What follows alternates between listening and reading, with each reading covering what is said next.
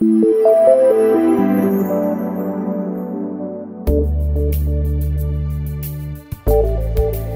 you're watching Addleshaw Goddard's Employment Channel. In this week's headlines, will employment tribunals listen to secret recordings? Also on today's programme, is obesity a disability? Finally, it's April, which can mean only one thing. It's time for more changes to employment law. We round up what's new and what's on the horizon. So our first case today then is Walker and Sita information. Here the EAT had the tricky task of deciding whether obesity could be a disability. Mr Walker weighed 21.5 stone and suffered from lots of symptoms due to his weight, including asthma, joint pains, bowel problems and diabetes. He brought a disability claim against his employer, but they said he couldn't be disabled because occupational health couldn't identify a cause for his illnesses other than his obesity. At first instance, the tribunal agreed with his employer and dismissed his claim. However, Mr Walker appealed to the EAT, adamant that he was disabled. To recap, workers will be disabled if they suffer from a physical or mental impairment which has a substantial and long-term effect on their ability to carry out normal day-to-day activities. With that in mind then, did the EAT think obesity was a disability? Well, they decided that it isn't in its own right, but it may lead to disability through its effects. So suppose someone is so overweight that they develop diabetes, which in turn affects their normal day-to-day activities. The diabetes causes the disability, not the obesity. However, that person's weight is a gateway to the actual disability. The law takes a similar approach to alcoholism. Whilst being an alcoholic isn't a disability, it may lead to liver disease, which is. The EAT criticised the tribunal here for focusing too much on the cause of Mr Walker's disability. What really matters is whether a claimant has a physical or mental impairment. Here it was clear that Mr Walker had been substantially impaired by both physical and mental impairments for some time. We now turn to Jamie Hamnett, a partner in our employment team, for his view on this decision. Thanks, Helen. It's an interesting decision and it's probably one which comes as a welcome relief to many employers, not least because we know as a population we are getting larger. Having said that, it's probably not a huge surprise that the EAT came to that decision. So what does it really mean?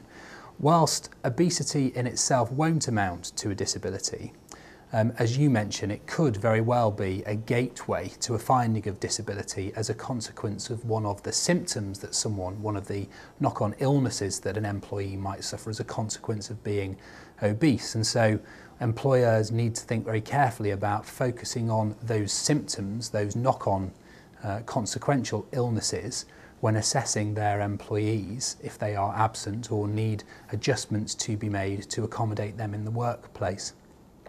I think the second point for employers to think about in relation to this case is the fact that the EAT made it clear that with claimants who are obese, tribunals might find it easier to draw the ultimate conclusion that they are disabled, not least because if somebody is obese, it's more likely that any impairment that they suffer as a consequence of being obese is likely to last for a long time. Thanks, Jamie. Next, we look at the rather sticky area of secretly recording meetings. So in Vaughan and London Borough of Lewisham, the EAT had to decide whether a claimant could rely on secretly taped recordings of meetings and conversations that she'd had with her managers and colleagues. Ms Vaughan tried to include 39 hours worth of recordings as evidence to her tribunal hearing. This is because she thought her employer's records were wrong. Initially, the tribunal said that she couldn't include these, but she appealed to the EAT. The EAT also dismissed her claim, but it did leave a door open for her. Although the EAT said the practice of covert recordings in the workplace is very distasteful, it did confirm that any evidence gathered in this way could be admissible in certain circumstances. In Miss Vaughan's case, her 39 hours worth of unedited audio was stored on her iPod. Although she'd said that she would transcribe this and then use speakers to play it to the tribunal, she hadn't actually produced any transcripts or the recordings to the tribunal for them to judge whether or not the material was relevant. The EAT suggested that if she lodged a more focused application, supported by transcripts, together with an explanation of why they were relevant, then she might get a different result. So we once again turn to Jamie for his thoughts on this case. Thanks, Helen. Well, an interesting decision. Notable that Miss Vaughan, or the Tribunal decided at first instance that Miss Vaughan couldn't use the covert recordings, but the EAT quite quickly got to a place where, had she presented her application to use the covert recordings in a different way, they saw no reason why that wouldn't be permissible evidence. So the first point for employers, I think, is work on the basis that even where evidence is obtained covertly, it might very well be admissible in proceedings. And most people these days will have a mobile telephone. Most mobile telephones these days will have the ability to record, to make audio recordings. So it's not going to be difficult in this day and age for somebody to walk into a meeting either with a smartphone or maybe an iPod or something similar and take a recording. The second point for employers to think about is how to try to combat that in practice. The first point, it might sound trite to say it, but taking a very cautious approach, one might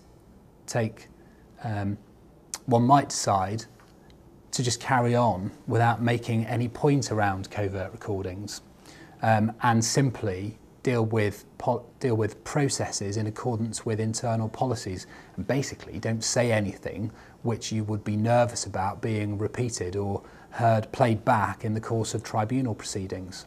As I say, that might sound trite.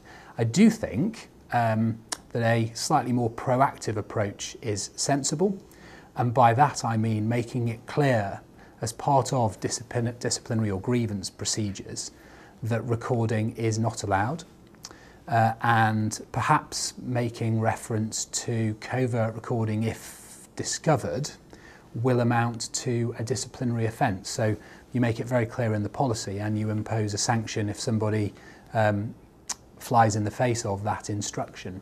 It's probably also sensible at the outset of any internal meeting, whether that's formal or informal, to just confirm with everyone who's present that the meeting's not being recorded, and make it very clear from the employer's perspective that it doesn't agree to being recorded. And that might be very helpful in trying to resist an subsequent application to the Employment Tribunal to have that evidence admitted in the course of the proceedings. Thanks, Jamie. Well, that wraps up our case law for today. Finally, though, as it's April, we're concluding today's programme with a quick look at what's just changed, as well as what's on the horizon for employment law for the rest of 2013. As you'll know from our programmes over the past 12 months, there are lots of changes in employment law at the moment, so it can be difficult to keep track.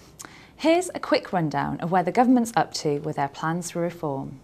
So, from Saturday the 6th of April, the collective redundancy consultation period, where more than 100 employees are affected, will be halved to 45 days. At the same time, ACAS will release some new non-statutory guidance. Also on the 6th of April, statutory sick pay will change to £86.70, and from Sunday the 7th of April, statutory maternity, paternity and adoption pay rates all rise to £136.78. Now postponed to the summer are the new Employment Tribunal rules. These have been delayed to coincide with the introduction of fees in the Employment Tribunal and EAT. Also in the summer, there'll be a change to the cap in the unfair dismissal compensatory award, as well as changes to whistleblowing and a new system of pre-termination settlement discussions and settlement agreements. New employee shareholder status is now delayed until autumn 2013. Then, in October, we expect changes to 2P 2006. This consultation is still ongoing, but it does close on the 11th of April. The new ACAS early conciliation process is now delayed all the way to spring 2014. Financial penalties for employers who lose claims where there's been an aggravating feature will also take effect then, as well as an extension of the right to request flexible working to all employees and a new state-funded occupational health service. By 2015, we're anticipating the introduction of shared parental leave. There are still some parts of the Enterprise and Regulatory Reform Bill that I haven't mentioned, like mandatory equal pay audits and repealing the third-party harassment and questionnaire procedures in the Equality Act. We haven't got a date for these yet. They were set to take effect in March, but this hasn't happened yet. We'll let you know more as soon as we do. Well, that's all for today from Addleshaw Goddard's Employment Channel. Thank you for watching and see you next time.